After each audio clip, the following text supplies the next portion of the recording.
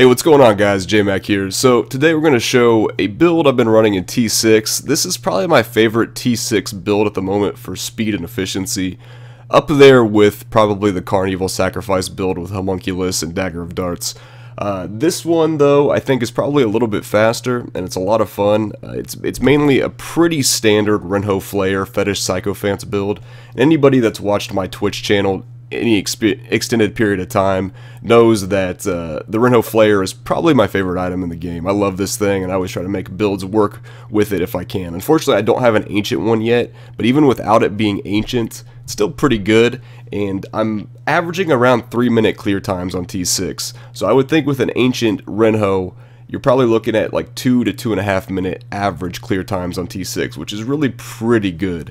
This build that we're running is definitely a mix of good damage and good movement speed. You could definitely overload on the damage more than I am and have your fetishes hitting for 40 or 50 million consistently, but I decided to go a little bit more movement speed, because really once you get to a certain point on Torment 6, your fetishes are killing things so fast anyways, especially trash, 1 to 2 or 3 hits, that you don't really need all that much more damage, and you're kind of more limited by how fast you can move around the map and things like that. I do prefer this at the moment over a Star Metal build for T6, although I'm sure Star Metal variations can go just as fast, possibly even faster, having that big bad voodoo slam dance down all the time. But I like the Addling Toads. They seek out Destructibles for Warzekian Arm Guards, and honestly, you get a decent amount of legendaries out of barrels and bone piles and all that good stuff. Alright, let's take a look at the spec. So we're running Plague of Toads, Addling Toads in tandem with the Renho Flayer to generate fetishes from the passive very quickly.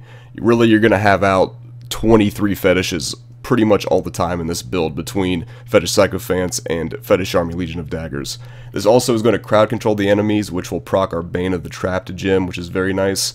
Also running Haunt, Poisoned Spirit. Haunted enemies take 20% more damage from all sources. Now currently we're running this instead of Big Bad Voodoo Slam Dance. Slam Dance is going to be better overall against elites and champions and bosses, but it's not always going to be off of cooldown. So I like the Haunt a little bit more. It's going to be better against trash, because you're going to be able to haunt all the trash as well, and still be really good against elites, champions, and bosses. So most of the time, I make sure I have out 15 fetishes by spamming Addling Toads, and then once I do, I just start haunting everything. And Haunt will also jump to another enemy after the haunted enemy dies, so sometimes you don't even have to cast it all that much for it to jump around the map. Piranha's Paranado to pull everything together and also make the enemies take 15% increased damage. Spirit Walk Jaunt mostly for movement speed. Honestly, on T6 you're not going to get in too many sticky situations with over 10 million toughness. It's mainly for the movement speed there. Horrify Stalker, again for more movement speed. Also we're running a Rochelle's Ring of Larceny, which gives us a speed boost when we fear something. Fetish Army Legion of Daggers, we're running 4-piece Zuni, so I have about 8 fetishes from this at all times, and then 15 from the passive.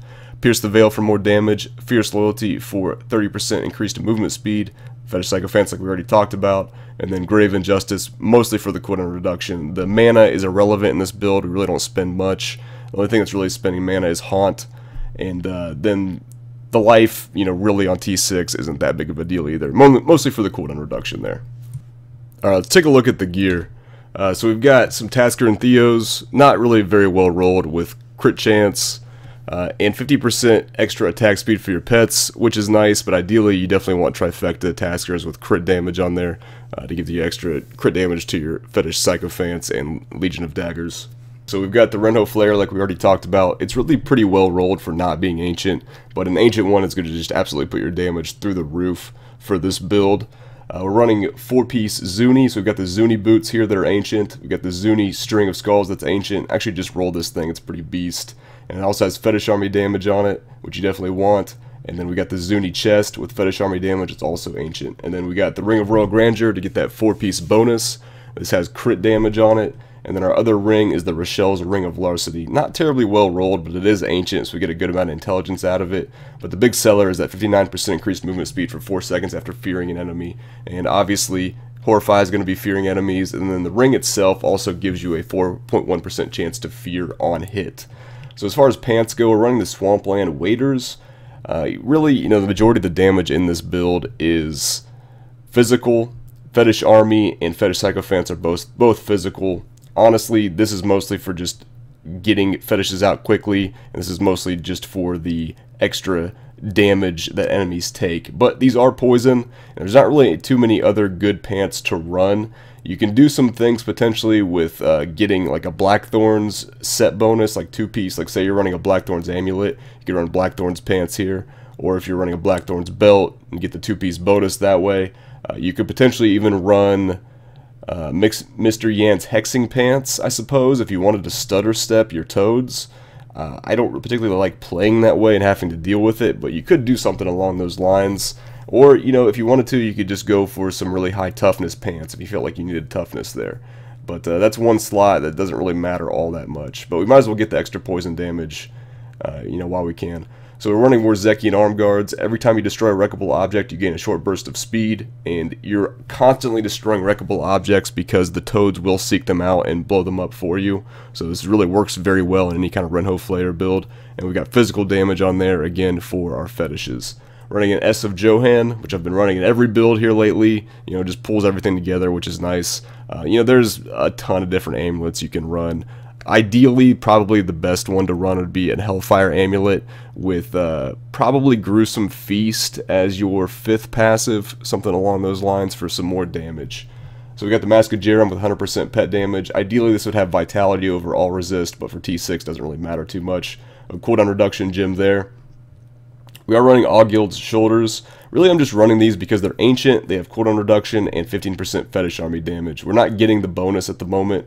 For a while, I was running Augild's Bracers here, but I decided I liked the Warzekians a little bit better for moving around the map quicker. So it's really good on certain maps. Some maps, it's not quite as good. You know, if you find a map that doesn't have like any breakables, you could always just pop on some Augild's Bracers if you wanted to get that extra elite damage.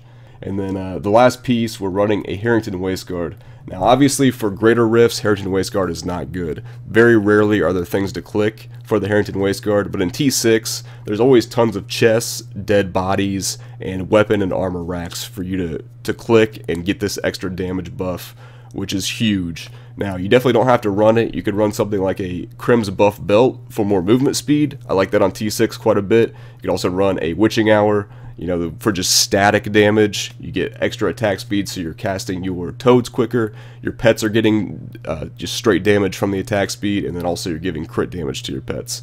So those are all options. I like the Harrington personally. You know, again, just like the Warzekian Arm Guards, if you're on a T6 map that doesn't have any clickables, you can always just pop on a different belt if you really want to. So that's pretty much it for the gear. As far as legendary gems go, Bane of the Trapped is pretty much a no-brainer. I mean, you can be in melee range pretty much to activate the first effect of it with the aura that you get that reduces movement speed. But also, you know, Haunt is going to slow everything in the build. And also Addling Toads will confuse enemies. Whenever they confuse enemies, you can proc that as well. So you have a lot of ways to proc Bane of the Trapped. Running Gogok of Swiftness, mostly for the attack speed. I mean, the cooldown reduction is decent for Paranado, Spirit Walk, and Horrify, but it's mostly for that 15% increased attack speed. You're casting quicker, which means you're going to get fetishes from the passive faster with Addling Toads. You're going to be crowd controlling the enemies more often, and then that 15% attack speed also just directly buffs your pet's damage. And then we're also running a Pain Enhancer. Critical hits cause the enemies to bleed for a percentage of weapon damage, and then you gain Blood Frenzy, increasing your attack speed by 3% for each bleeding enemy within 20 yards. Again, pretty much the same principle as the Gogok of Swiftness. You're casting toads quicker, and your fetishes are getting damage out of it. So it's a really nice one as well. You could run, you know, other things here too. You could run potentially like a Gem of Efficacious Toxin or Enforcer or things like that. I don't like Enforcer all that much with Mask of Jerem. Like we've talked about in previous videos, it stacks additively and doesn't end up giving you as much damage as it looks like it does on paper. As far as Paragon levels go, in core, get as much movement speed as you need. I have 11% on my boots, so we got 14%, then went max intelligence. Offense-wise, get up to at least 50% chance to crit for your pets, and as long as you're there, go crit damage next, then attack speed, then CDR. Defense-wise, armor percentage, life percentage, and then all resist, and then utility.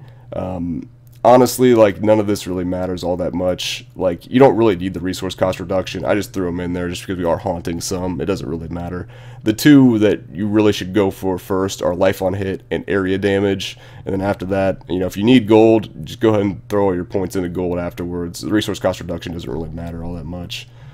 So there you go, guys. There is the build and the spec. Again, you know, very similar to specs that I've ran in the past and made videos on. But I figured we'd make a quick T6 video. This is one of the builds I'm going to be shooting for in Season 2 for efficiently farming T6 for paragon levels and for legendaries. So anyways, we're going to do a quick Torment 6 Rift. I'm going to turn my mic off for the gameplay portion of the video. As always, guys, thank you very much for watching. Do not forget to like and subscribe if you enjoyed the video, and I will see you guys next time.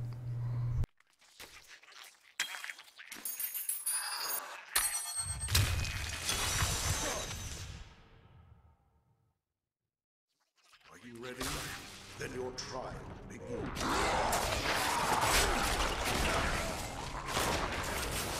I must wait longer.